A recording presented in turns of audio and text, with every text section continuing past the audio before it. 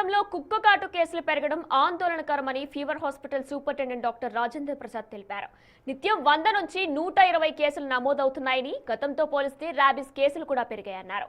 వాతావరణ మార్పుల వల్ల కుక్కల్లో చిరాకు పెరిగి సీజన్తో సంబంధం లేకుండా కుక్కలు దాడి చేస్తున్నాయన్నారు డాక్టర్ రాజేంద్ర ప్రసాద్తో మా ప్రతినిధి అంజుమా ఫేస్ టు ఫేస్.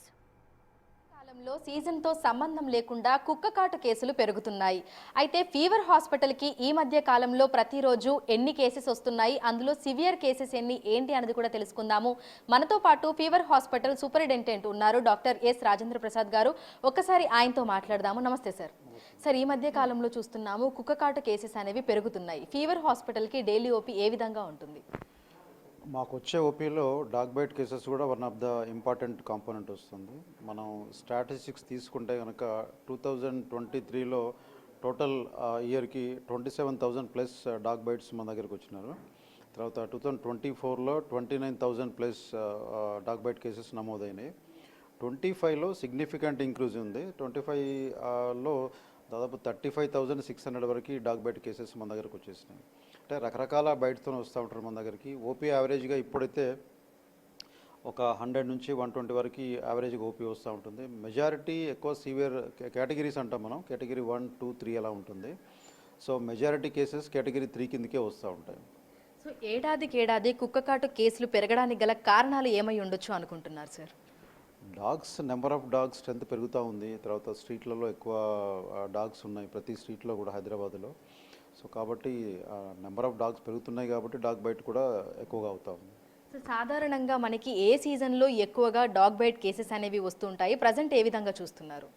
అంటే ఒకప్పుడు డాగ్ బైట్ కేసెస్ ఎక్కువ సమ్మర్లో వచ్చేది. సమ్మర్లో ఎందుకంటే వాటికి వాటర్ దొరకదు, టెంపరేచర్ ఎక్కువ ఉంటుంది. సో మనకి మనుషులకు ఉన్నట్టుగా వాటికి స్వెట్ గ్లాండ్స్ ఉండవు, చెమట రాదు, కాబట్టి బాడీ టెంపరేచర్ రెగ్యులేషన్ కాదు వాళ్ళకి. సో కాబట్టి ఎక్కువ టెంపరేచర్ వల్ల తర్వాత ఫుడ్ దొరకదు, వాటర్ దొరకదు. సో దానివల్ల ఎక్కువ ఇరిటబిలిటీ ఉండేసి అన్ప్రొవోకేటెడ్ బైట్స్ ఎక్కువ ఉండేవి. అంటే మనం వాటిని ఏమనుకున్నా కూడా ఇట్లా పక్క నుంచి వెళ్తుంటే వచ్చి అటాక్ చేసి డాగ్ బైట్ అలా ఉండదు. బట్ ఇప్పుడు అలా ఏం లేదు. బట్ ఆల్మోస్ట్ ప్రతి మంత్లో ప్రతి సీజన్లో కూడా ఆల్మోస్ట్ సేమ్గా వస్తున్నాయి.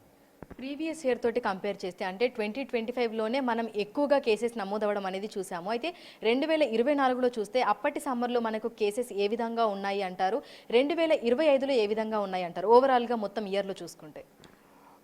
ఓవరాల్గా చూసుకుంటే కనుక అంటే సీజనల్ వేరియేషన్ అనేది తగ్గిపోయింది. ఒకప్పుడు ఉన్నట్టుగా సో సమ్మర్లో ఎక్కువ కేసెస్ వచ్చేసి రెయిన్ సీజన్ తక్కువ ఉండడం, మిగతా సీజన్ తక్కువ ఉండడం, అటువంటి కాన్సెప్ట్ పోయింది. సో ఇప్పుడు ఆల్మోస్ట్ ప్రతి సీజన్లో సేమ్ కేసు వస్తున్నాయి. అంటే పెద్ద సిగ్నిఫికెంట్ అమౌంట్ లేకున్నా కూడా ఆల్మోస్ట్ ఎవ్రీ మంత్ జనవరి నుంచి డిసెంబర్ వరకు సేమ్ ఒకటే రకంగా వచ్చేస్తున్నాయి మనం. సో ప్రజెంట్ చూస్తే ఎర్లీ సమ్మర్ సూచనలు అనేవి ఎక్కువగా కనిపిస్తున్నాయి. అంటే మనకి ఫిబ్రవరిలోనే ఎండాకాలాన్ని తలపించే విధంగా ఎండలు ఉంటున్నాయి, ఉక్కపోత వాతావరణం కూడా ఉంటుంది. ఇవన్నీ కూడా డాగ్ బైట్ కేసెస్ పెరగడానికి గల ప్రధాన కారణం అని చెప్పొచ్చా? సడన్గా ఇప్పుడు పెరిగిందేం కాదు, ఇది గత సంవత్సరం నుంచి కూడా కాన్స్టెంట్గా పెరుగుతూ వస్తుంది. బట్ ఇంకా సమ్మర్ వస్తుంది కాబట్టి కొంచెం మనం చాలా అలర్ట్గా ఉండాల్సి వస్తుంది. సమ్మర్లో ఇంకా పెరిగే ఛాన్సెస్ ఏమన్నా, ఎందుకంటే ఇంతకుముందు చెప్పినట్టుగా వాటికి ఇరిటేషన్ అవన్నీ ఎక్కువ ఉంటుంది కాబట్టి సమ్మర్లో కేసెస్ ఎక్కువ అయ్యే ఛాన్సెస్ ఉండే అవకాశం ఉంటుంది. కాబట్టి ఇంకొంచెం మనం జాగ్రత్తగా ఉండాలి. పర్టికులర్లీ పిల్లల్ని బయటికి పంపినప్పుడు కానీ, పెద్దవాళ్ళు ఓల్డ్ ఏజ్ వాళ్ళు బయటికి పోయినప్పుడు కానీ చేతిలోనూ కర్ర లాంటిది ఉంటుకుంటే ఇంకా బెస్ట్. చిన్నపిల్లల్ని మాత్రం పెద్దవాళ్ళ హెల్ప్ లేకుండా బయటికి పంపకుండా ఉంటే మనం డాగ్ బైట్ని ప్రివెంట్ చేయొచ్చు. ప్రతిరోజు ఫీవర్ హాస్పిటల్కి 100 నుంచి 120 డాగ్ బైట్ కేసులు వస్తున్నాయని చెప్తున్నారు. అందులో సివియర్ కేసెస్ ఏమైనా చూస్తున్నారా? అంటే రేబిస్ లాంటి కేసెస్ ఏమైనా చూస్తున్నారా? ఏ ఏజ్ గ్రూప్ల వాళ్ళు ఎక్కువగా డాగ్ బైట్కి పడుతున్నారు అంటారు? ఎక్కువ డాగ్ బైట్ వచ్చేది చిన్నపిల్లలు, తర్వాత పెద్దవాళ్ళు, ఎల్డర్లీ పీపుల్, వీళ్ళకి ఎక్కువ డాగ్ బైట్ వచ్చే అవకాశాలు ఎక్కువ ఉంటుంది.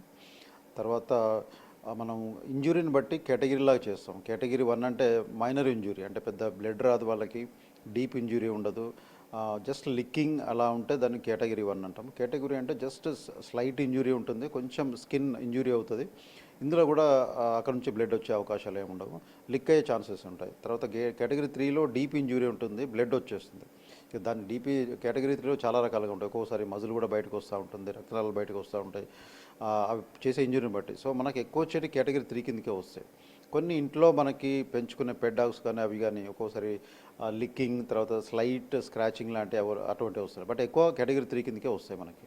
సో ప్రస్తుతం చూసినట్లయితే కూడా కుక్క కాటు కేసెస్ అనేవి పెరుగుతున్నట్లుగా కూడా డాక్టర్స్ అయితే చెప్తున్నారు. నల్లకుంటలోని ఫీవర్ హాస్పిటల్కి ప్రతిరోజు 100 నుంచి 120 వరకు కుక్క కాటు కేసులు వస్తున్నాయని, అందులో సివియర్ కేసెస్ కూడా చూస్తున్నామని చెప్తున్నారు. దీంతో పాటుగా రేబీస్ కేసెస్ సంఖ్య కూడా ఏడాదికేడాది పెరుగుతూనే ఉంది. బయటికి వెళ్ళేటప్పుడు పిల్లలు పెద్దలు ప్రతి ఒక్కరు కూడా తగు జాగ్రత్తలు తీసుకోవాలని చెప్తున్నారు. ముఖ్యంగా వీధి కుక్కల బెడద అనేది ఎక్కువగా ఉన్నటువంటి నేపథ్యంలో బయటికి చిన్న పిల్లలని పంపించకుండా ఉండటమే మంచిది అని, తల్లిదండ్రులు మాత్రమే వారిని బయటకి తీసుకొని వెళ్ళాలని, ఇక పెద్దలు కూడా తగు జాగ్రత్తలు తీసుకోవాలని చెప్తున్నారు. అదేవిధంగా పెంపుడు కుక్కలను ఎవరైతే పెంచుకుంటున్నారో వారు కూడా వ్యాక్సినేషన్ అనేది కంపల్సరీగా చేయించాలని కూడా చెప్తున్నారు. విడుదల శంకర్రావుతో అంజుమ, బిగ్ టీవీ, హైదరాబాద్.